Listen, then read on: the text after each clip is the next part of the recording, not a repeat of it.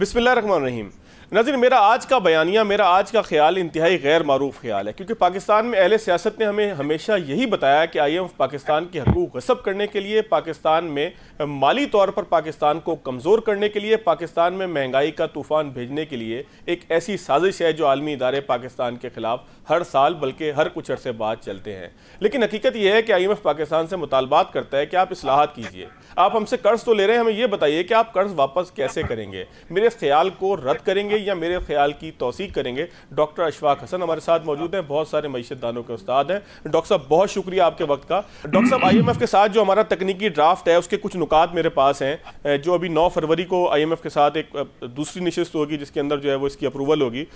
एक तो उसमें वो कहते हैं कि जी बिजली और गैस का टैरिफ बढ़ाएं, और मैंने एक जगह ये भी पढ़ा कि वो कहते हैं कि जी सब्सिडी का जो मामला है वो 200 यूनिट भी ना दें, बल्कि 300 यूनिट और 200 यूनिट के दरमियान कहीं पर एक इख्तलाफ है।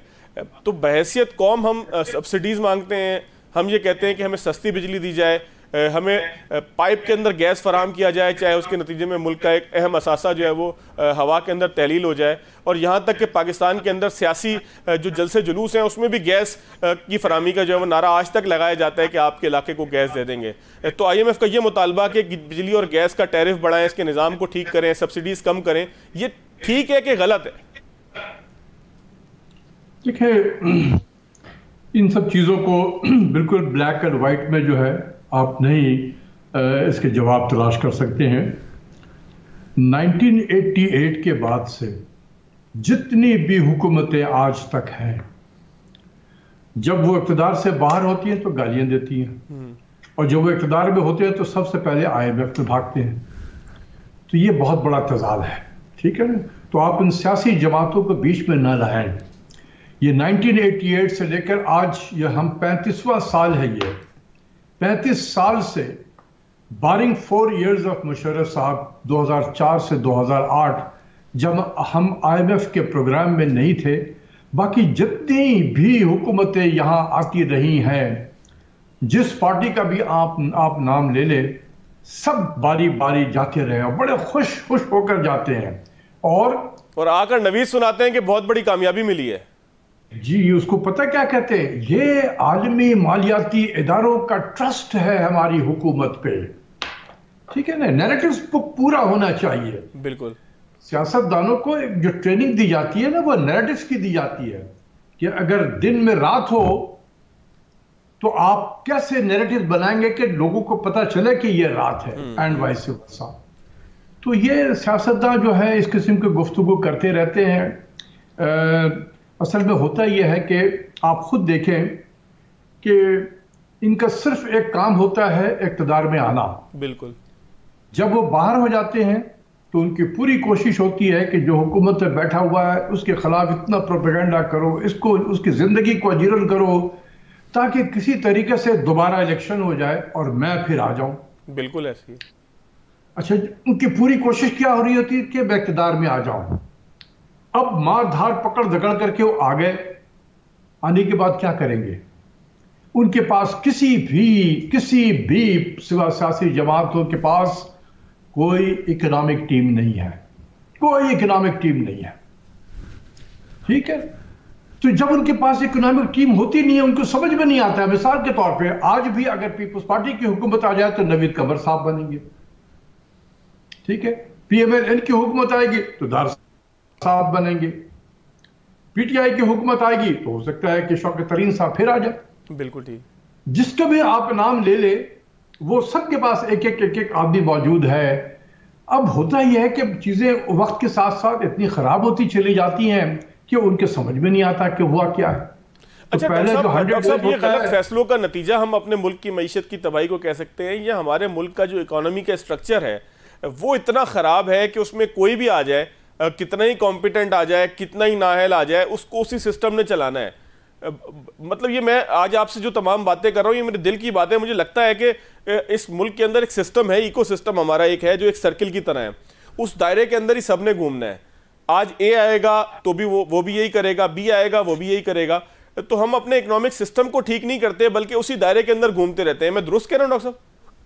देखिए, हमारे जैसे मैंने कहा ना कि किसी भी सियासी जमात के पास इकोनॉमिक टीम नहीं है। मैं तो नाम भी बता दिया आपको कि जब उनकी हुकूमत आएगी तो कौन वजीर होगा।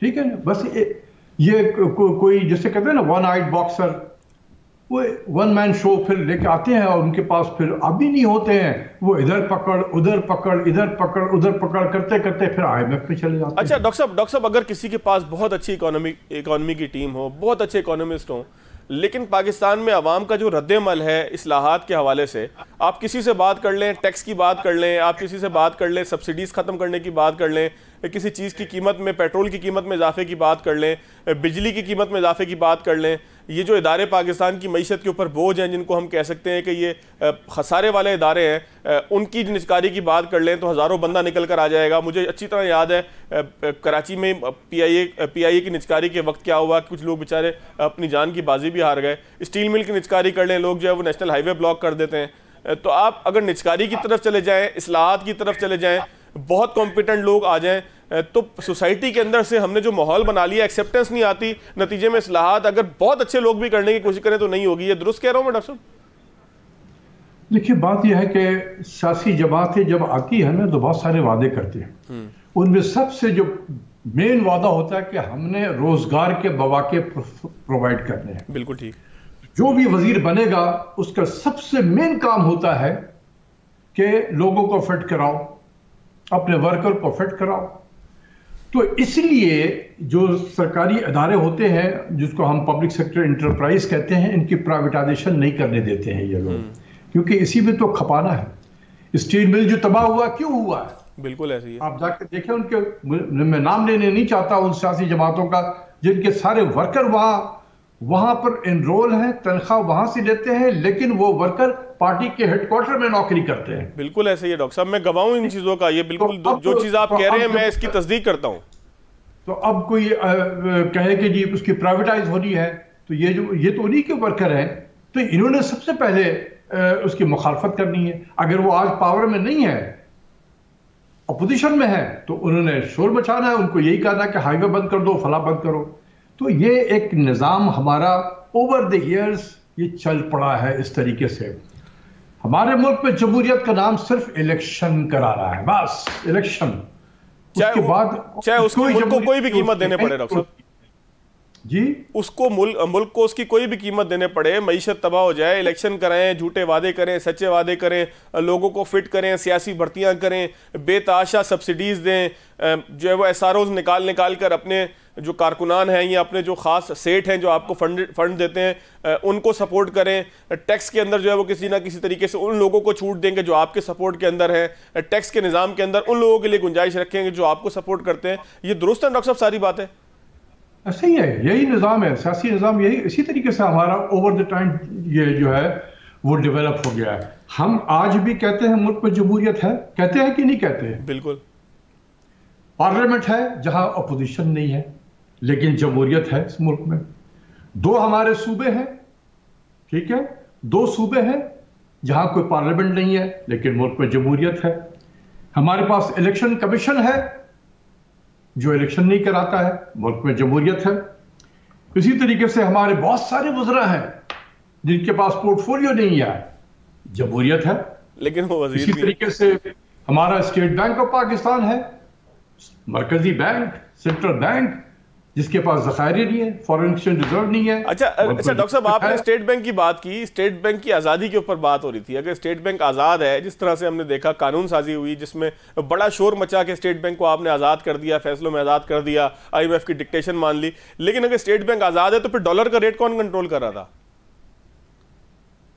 देखो यार, हम जैसे मुल्क में जो है ना, मैं हमेशा से यही कहता रहता हूँ, मैंने उस वक्त ये बड़ी मुखालफत की थी, ये जब PTI वाले जब कर रहे थे ना, ये IMF ने कंडीशन लगा दिया था एक तरीके से। देखें, आप पहले IMF को समझने की कोशिश करो यार, ठीक है, पहले समझने की कोशिश करो कि ये एक अदारा नहीं है, ये एक निज़ाम को दुनिया में इम्प्लीमेंट करने का ये एक इंस्ट्रूमेंट है।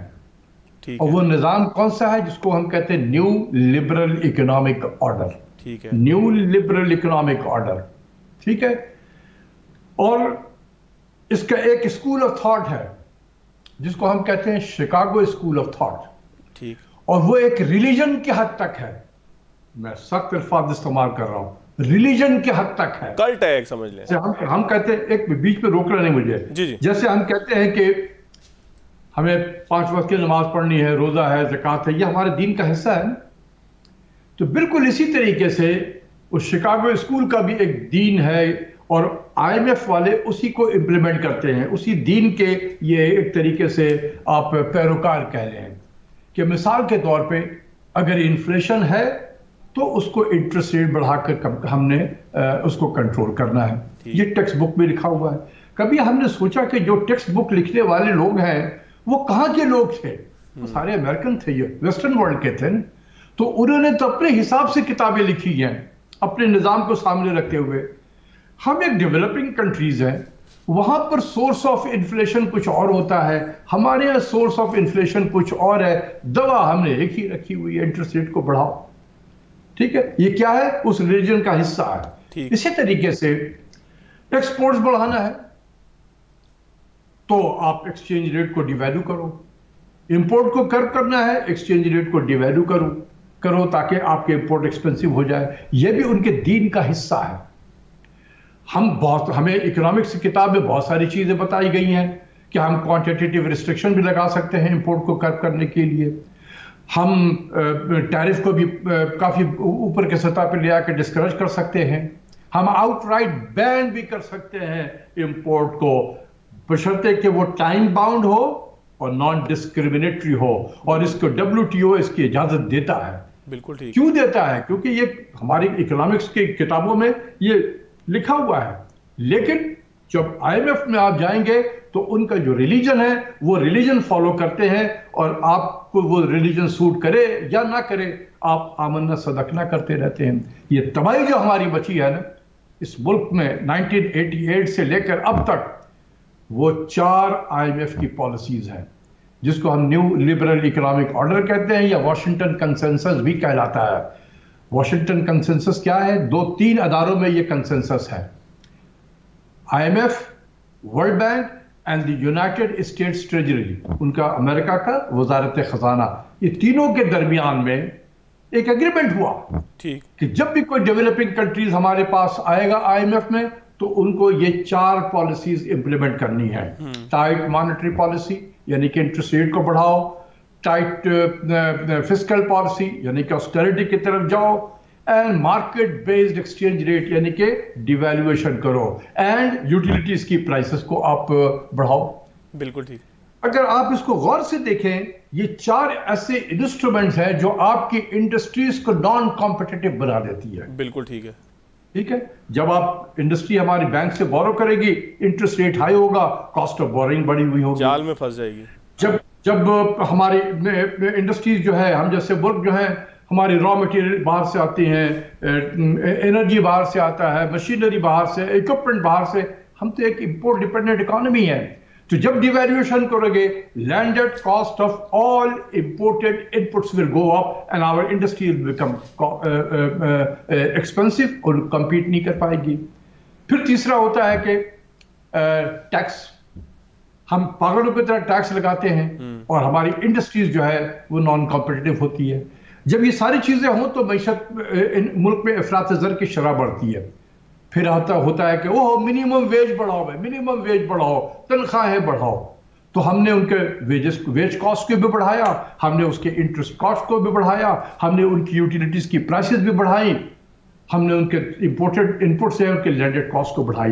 तो ये हम जैसे तरक्की पजीर मुल्क जो है वो किस तरीके से इंटरनेशनल मार्केट में कम्पीट कर सकते हैं। हम दुनिया के मार्केट जरूर बन सकते हैं लेकिन हम इंटरनेशनल मार्केट में कम्पीट नहीं कर सकते। बिल्कुल ठीक है डॉक्टर साहब, हम जाल में फंस जाते हैं। मैं डॉक्टर साहब एक ब्रेक आपकी इजाजत से डॉक्टर साहब ने लूं जी, बहुत शुक्रिया डॉक्टर साहब। एक ब्रेक लेते हैं, ब्रेक के बाद आते हैं। ब्रेक के बाद खुशामदीद डॉक्टर साहब। अब ब्रेक से पहले बात हमारी हो रही थी IMF का तरीका वारदात के ऊपर। जहां तक मैं समझा, आप ये कहते हैं कि IMF एक जाल है, एक ऐसा सर्किल आपके गिर्द बुन देता है कि जिसमें से फिर आप निकल नहीं पाते और आप हमेशा मांगने वाला हाथ ही रह जाते हैं बजाय इसके कि आप कुछ दुनिया को फराम करने वाला हाथ। तो दुनिया की अच्छी मार्केट जरूर बन जाते हैं लेकिन दुनिया को कुछ देने वाला नहीं बनते, जैसा कि पाकिस्तान के साथ है। बिल्कुल सही कह रहे हैं, लेकिन इसका मैं जवाब जरूर दूंगा। लेकिन इससे पहले एक चीज मैं पिछले जो बता रहा था ब्रेक से पहले जी जी, कि हमारी इंडस्ट्रीज किस तरीके से नॉन कॉम्पिटिटिव होती गई है 1988 के बाद से। आप देखें कि हमारी इंडस्ट्रीज की जो कंट्रीब्यूशन है हमारी जीडीपी में 1988 के बाद से ये गिरते गिरते, यानी कि इस मुल्क में डी इंडस्ट्रियलाइजेशन हो रहा है, डी इंडस्ट्रियलाइजेशन, और ये आउटकम है आईएमएफ की पॉलिसीज का। और ये सबको पता है कि इस आईएमएफ की पॉलिसीज में ग्रोथ बिल्कुल स्लो डाउन हो जाएंगे। जब ग्रोथ स्लो डाउन होंगे तो जॉब्स नहीं क्रिएट होगा, तो मुल्क में बेरोजगारी बढ़ेगी, मुल्क में गुर्बत बढ़ेगी और फिर सोशल अनरेस्ट बढ़ता है। ये तो आउटकम है। 50-50 साल हो गए हैं मुल्कों को आईएमएफ से में गए और आज तक नहीं निकले हैं। अर्जेंटीना है, ब्राजील है, पाकिस्तान है, और भी बहुत सारे, मैं 2 दर्जन मुल्कों के नाम गिना सकता हूं। क्योंकि ये हमारी डिपेंडेंसी आईएफआई इंटरनेशनल फाइनेंशियल इंस्टीट्यूशन पे हमारी डिपेंडेंसी को बढ़ा देता है। बिल्कुल आज भी आप ओवर द इयर्स में देखें कि जो हमारा जो एक्सटर्नल डेट है एंड लायबिलिटीज, उसके स्ट्रक्चर को अगर आप देखेंगे तो कोई 57% जो है हमारा डेट जो है ये मल्टीलेटरल डेट है, ये अदारों के कर्जे हो गए हैं, यानी कि आईएमएफ के कर्जे हैं, वर्ल्ड बैंक के कर्जे हैं, एशियन डेवलपमेंट बैंक के कर्जे हैं, या हमने जो इंटरनेशनल मार्केट में बॉन्ड फ्लोट किया हुआ है वो है, या हमने फॉरेन कमर्शियल बैंकों से बोरो किया हुआ ये है। तो आधे से ज्यादा लोन तो आपके ये है। बिल्कुल ठीक है। तो आपके डिपेंडेंसी जो है, अब उनके जब डेट सर्विसिंग का वक्त आएगा तो फिर उन्हीं से पैसे लेंगे और उनको लेकर फिर उन्हीं को देंगे। तो हम वो इस तरीके से डेट ट्रैप में आ चुके हैं।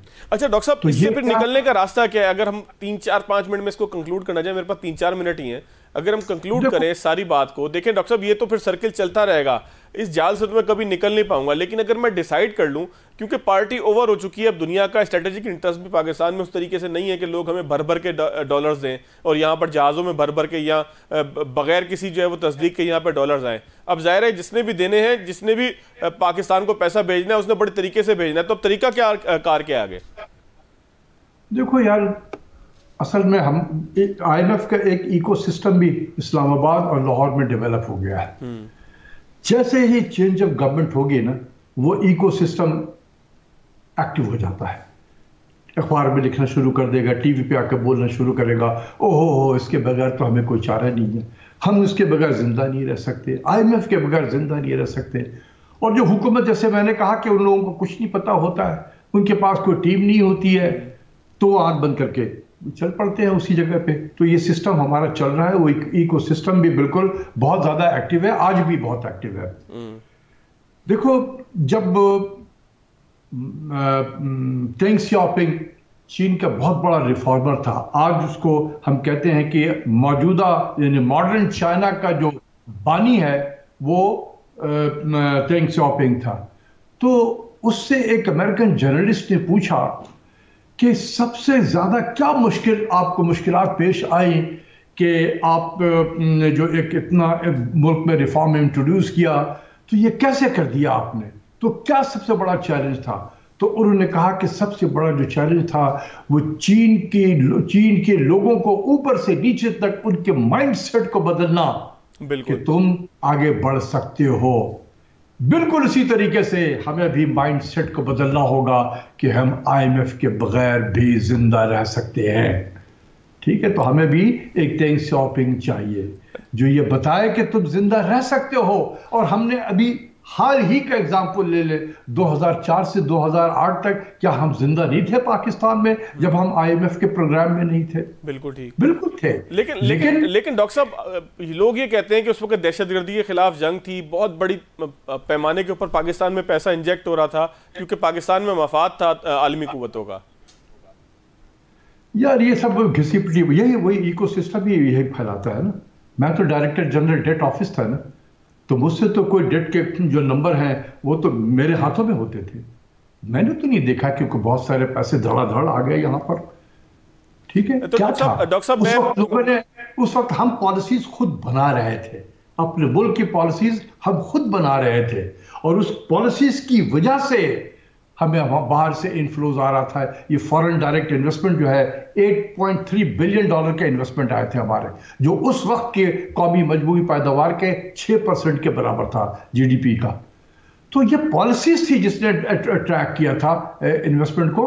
हम हालात जंग में तो हमेशा ही से रहे हैं, और वॉर एंड टेरर भी 2008 के बाद भी लड़ रहे हैं। बिल्कुल ठीक है डॉक्टर साहब, मैं जहाँ तक आपकी बात समझाऊँ ना, तो मैं उसको एक मिसरे के अंदर ख़त्म करना चाहूँगा, क्योंकि मुझे ब्रेक की तरफ जाना है। आपका बहुत शुक्रिया।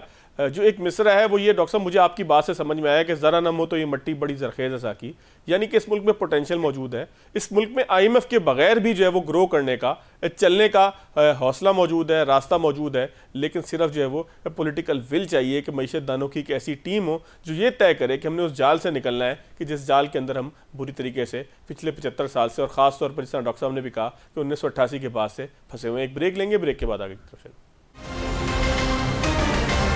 ब्रेक के बाद खुश आमदीद। फ़ारूक सलीम साहब हमारे साथ मौजूद हैं, मईशत का जायज़ा ले रहे हैं, IMF प्रोग्राम का जायज़ा ले रहे हैं। फ़ारूक साहब, बहुत शुक्रिया आपके वक्त का। शायद खाकान अब्बासी साहब का एक इंटरव्यू था जिस दौरान उन्होंने ये कहा कि जब हमने हुकूमत संभाली तो फिर हमें अंदाज़ा हुआ कि 3 हफ्ते से ज़्यादा भी नहीं गुजर सकते थे कि जो माली मामलात थे पाकिस्तान के, और पाकिस्तान से आलमी बरादरी, आलमी मालियाती इदारे नाराज़ थे।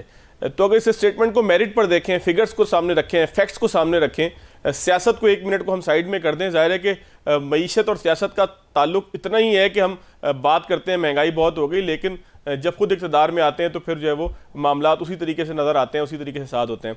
तो अगर मेरिट पर देखें तो वाकई उस वक्त 10 अप्रैल और उसके आसपास ये सूरत हाल थी कि पाकिस्तान को कोई लिफ्ट कराने पर तैयार नहीं था। देखिए, माशी इशारे हों या अदाद शुमार हों, वो आजकल एक खुली किताब है। हमें पता है कि जो इस वक्त रियासत हुकूमत के हवाले से जो सबसे बड़ा इशू है, सबसे बड़ा चैलेंज है, वो है डॉलर्स की किल्लत, और वो है जो फॉरेन एक्सचेंज रिजर्व्स की बहुत तेजी से गिरती हुई सूरत हाल। ये मामला तो शुरू हो चुका था अगस्त 2021 में, जबकि खजाने में $20 अरब पड़ा था, और फिर वो गिरते गिरते कहीं 9.7 रह गया था अप्रैल के महीने में, जिस महीने हुकूमत तब्दील हुई है, PTI की हुकूमत गई है और PDM की हुकूमत आई है। तो मैं समझता हूँ कि शायद खाकान अब्बासी साहब जैसे जो अशखास हैं, उनको तो ख़ास तौर पे और आम तौर पे तो वैसे ही हम सबको पता था कि हालात क्या हैं और क्या हालात होने वाले हैं। मैं समझता हूँ कि पिछले 4-5 महीनों में माशी पॉलिसी के हवाले से जो गलत पॉलिसीज इख्तियार की गई, जिसके नतीजे में रुपए और डॉलर की जो कदर है उसको मसनूई तरीके से बरकरार रखने की कोशिश की गई, उसका कोई गहरा ताल्लुक जो है वो PTI की हुकूमत से नहीं है। वो PM की हुकूमत के दौरान फैसला किया गया, और वजीर खजाना उस वक्त PDM के हुकूमत के वजीर खजाना थे। उसकी वजह से बेतहाशा नुकसान पहुंचा है, चाहे वो रेमिटेंसेस के हवाले से देख लें, चाहे वो LCs के हवाले से देख लें, चाहे वो गिरती हुई एक्सपोर्ट्स के हवाले से देख लें। तो मैं समझता हूँ कि आजकल के वक्त में ये कहना कि हमें किसी मईशत के बारे में पता नहीं था, ये इट डजंट होल्ड ग्राउंड।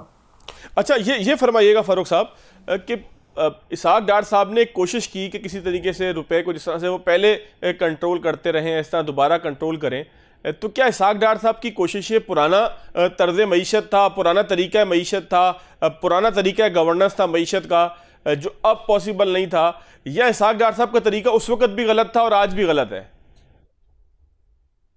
देखिए, अगर तो हम माशी तारीख से कुछ सीखना चाहते हैं तो दुनिया में किसी भी वजीर खजाना ने, किसी भी सेंट्रल बैंक ने जब मसनूई तरीके से किसी करेंसी को रोकने की या उसकी कीमत बरकरार रखने की कोशिश की है, तो उनको बहुत बुरी शिकस्त हुई। एक एग्जांपल बहुत बड़ी वाली आपके सामने रख देता हूं कि आज से कोई 31 साल पहले बैंक ऑफ इंग्लैंड जैसे बैंक ने, जो बहुत ही तकड़ा सेंट्रल बैंक समझा जाता है, उसने ये कोशिश की थी कि वो पाउंड की गिरती हुई कीमत को किसी तरह से रोक सके। उस दौरान उसको कोई $10 अरब का नुकसान हुआ था, और एक साहब हैं जिनका बड़ा मशहूर नाम था उस वक्त, जॉर्ज सोरोस, जो उसके खिलाफ, बैंक ऑफ इंग्लैंड के खिलाफ ये अपना काम कर रहे थे, और उनको बेतहाशा कोई $1 अरब का उन्होंने प्रॉफिट कमाया। और उससे फिर एक सबक निकला था दुनिया भर में कि कितना भी स्ट्रॉन्ग सेंट्रल बैंक हो, अगर वो ये कोशिश करेगा कि अपनी करेंसी को रोकने की कोशिश करेगा तो उसको बहुत बड़ी शिकस्त होगी। लेकिन फारूक साहब, जब हम 100 रुपए के ऊपर डॉलर को रोका गया था, वो शेख रशीद साहब भी थे कि जिन्होंने सियासत छोड़ने का ऐलान किया था, उस वक्त भी मुल्क को नुकसान हुआ था। 2017 की बात मैं अगर करूं, मैं एक एग्जांपल और आपके सामने रखने वाला था, वो इंडिया की है। जी जी। इंडिया के पास कोई $650 अरब के ज़खायर थे और उन्होंने पिछले साल एक बहुत बड़ी कोशिश की थी कि रुपए की वैल्यू को गिरने ना दिया जाए, और उसका नुकसान कोई $100 अरब का उठाना पड़ा था रिजर्व बैंक ऑफ इंडिया को। आपने जो वाकया बताया उसमें अगर आप तारीख में वापस चले जाएं, उस वक्त पाकिस्तान के स्टेट बैंक के पास ज़खायर बेशुमार थे और उन 2 साल के अरसे में लगभग 7 से 8 बिलियन डॉलर के ज़खायर स्टेट बैंक से निकाल के मार्केट में फेंके गए थे, और उसके नतीजे में मसनूई तरीके से रुपए को कुछ देर के लिए रोक लिया गया, लेकिन उसकी कीमत जो है वो कोई 7-8 बिलियन डॉलर की थी, और वो भी टेम्पररी मामला। ठीक है, यानी कि आप समझते हैं कि उस वक्त भी जो है वो मसनूई तौर पर कुछ देर के लिए रोका गया था। अच्छा फारूक साहब, इसहाक डार साहब ने जो ताख़ीर की, ज़ाहिर है उनके जहन में कुछ चीज़ें चल रही होंगी कि मैं मतलब आज इमरान खान साहब ने भी कहा कि इसहाक डार साहब जो है वो पहले आलमी मालियाती इदारों को धमकियां दे रहे थे, उनसे लड़ रहे थे, उनके खिलाफ सख्त ज़बान इस्तेमाल कर रहे थे। वो ये कहते थे कि IMF कहे कुर्बान हो जाओ तो क्या कुर्बान हो जाए। अब जो है वो उनके पाँव पड़ रहे हैं, लेकिन कोई भी फ़र्द कोई भी काम करते हुए उसके जहन में कोई ना कोई एक हल सोल्यूशन तो होता है ना। इसहाक डार साहब से जब भी अगर हम बात करेंगे तो ज़ाहिर है कि वो कोई ना कोई इसका जवाब पेश करेंगे। तो आप क्या समझते हैं कि उन्होंने किन ऑप्शंस को टच करने की कोशिश की, किन ऑप्शंस की तरफ से वो नाकाम हुए, तो फिर उनको इस तरफ आना पड़ा कि IMF की तरफ जाना पड़ा, जिसको आज हम कह रहे हैं कि ताख़ीर बहुत हो गई है? देखिए, ये सवाल का जवाब तो इसहाक डार साहब खुद ही बेहतर दे सकते हैं। हम लोग वैसे क़यास राई ज़रूर कर सकते हैं, और मेरी क़यास राई ये होगी कि शायद पहले एक प्लान ए एग्जिस्ट करता था, जिसमें मंसूबा ये था कि हमें 2-4 बिलियन डॉलर या सऊदी अरेबिया से या चाइना से या यूनाइटेड अरब एमिरेट से या कहीं से मिल जाएगा, और उस 3-4 अरब डॉलर के बफर के हवाले से या जोर पे हम IMF से बेहतर निगोशिएट कर पाएंगे। शायद ये सोच हो सकती है वजारत खजाना के अंदर, लेकिन फिर मैं समझता हूँ कि ये एक बड़ी गलतफहमी थी, क्योंकि ये इशारे हमें पिछले कई महीनों से बड़े वाज़ेह थे कि अब चाहे वो आलमी मालियाती इदारे हों या इंडिविजुअल बायलैटरल लेंडर जिसको हम कहते हैं, या ममालिक हों जिनको हम दोस्त ममालिक कह रहे थे, उनका इन्हिसार जो है वो IMF के ऊपर बेतहाशा हो गया।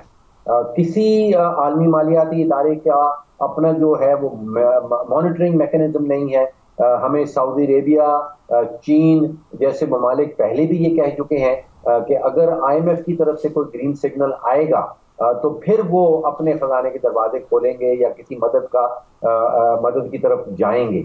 बहुत वाज़ेह तौर पे जो सऊदी अरेबिया के जो वजीर खजाना है उन्होंने बड़ा वाज़ेह कर दिया कि वो अपने प्रोग्राम फ्यूचर में जो है वो मल्टीलैटरल इदारों के साथ सिंक्रोनाइज करके देंगे, और वो इंतजार करेंगे कि जब तक IMF की तरफ से, वर्ल्ड बैंक की तरफ से कोई ग्रीन सिग्नल नहीं आता, उस वक्त तक वो मजीद इमदाद या कर्जा जात जो है वो देने के लिए तैयार नहीं। अच्छा फारूक साहब, अब महसूस ये होता है कि जो आलमी मालियाती इदारे हैं, दोस्त ममालिक हैं, या वो लोग जो पाकिस्तान की माजी में मदद करते रहे हैं, अब वो भी जो है वो पाकिस्तान के इस तरह से रोज़ कर्ज मांगने को, जिस तरह से हम देखते हैं कि गली मोहल्लों में होता है कि जो रोज़ाना उधार मांगे, दुकान वाला भी उससे तंग आ जाता है, आसपास के घर वाले भी उससे तंग आ जाते हैं। तो महसूस हो रहा है कि दुनिया चाहती है कि पाकिस्तान जो है वो अपने वसाइल का दुरुस्त इस्तेमाल करे।